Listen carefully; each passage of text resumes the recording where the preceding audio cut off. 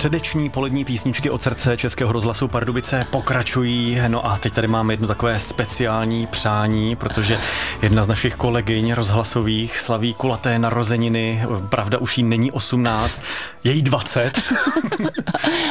ani 30, ani 40. Je to tak. Kubínková, no tak já ti za všechny kolegy přeju hlavně hodně zdraví, štěstí, radosti, spokojenosti, splněných přání, sexuální svěžesti, dobrého pití, jídla, bezvadných lidí kolem sebe a tak dále. Já jsem strašně ráda, že jsem se té 50 dožila, protože to nevypadalo úplně dobře.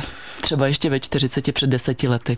Ale děkuji za přání. Tak já doufám, že i v 60 tady budeš sedět v 70 za tím mikrofonem a budeme ti hrát. Dneska ráno nebo v pondělí se občas cítím už na těch 60. Dneska to bylo ještě dobrý. No a když má Naďa ty kulaté narozeniny, tak zcela výjimečně zahrajeme na přání. Původně to mělo být je naprosto nezbytné, ale ty jsi to na poslední chvíli rozmyslela. Ano. Vybrala vlastně něco trochu lepšího. Ano, je to písnička, která se jmenuje Lajka. Nahrála a naspívala ji kapela Donnerwetter společně s Karolínou Davidovou, mojí kamarádkou, a je to vlastně ústřední píseň mého představení v divadle Exil, které se taktéž jmenuje Lajka, a pokud budete chtít, tak můžete klidně na to představení se přijít podívat. Naďo, všechno nejlepší. Děkuju.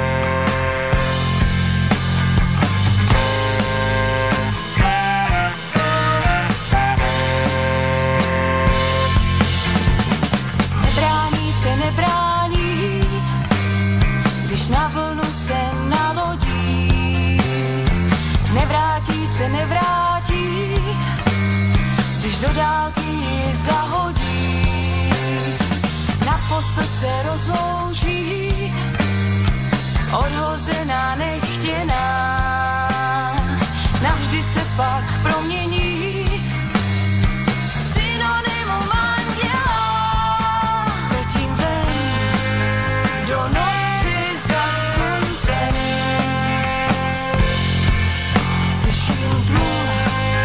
ta říká mi, kdo jsem. Letím ven do noci za sluncem, nepatřím sem, slyším tmu.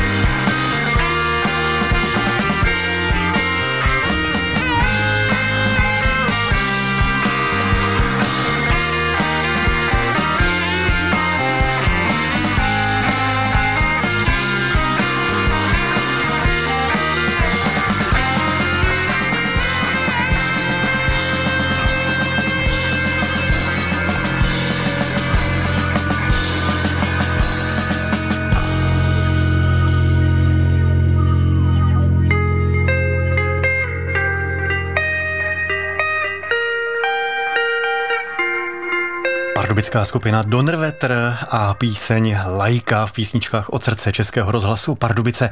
A jdeme dál, protože vzkazy chodí, napsala i naše posluchačská stálice paní Boženka.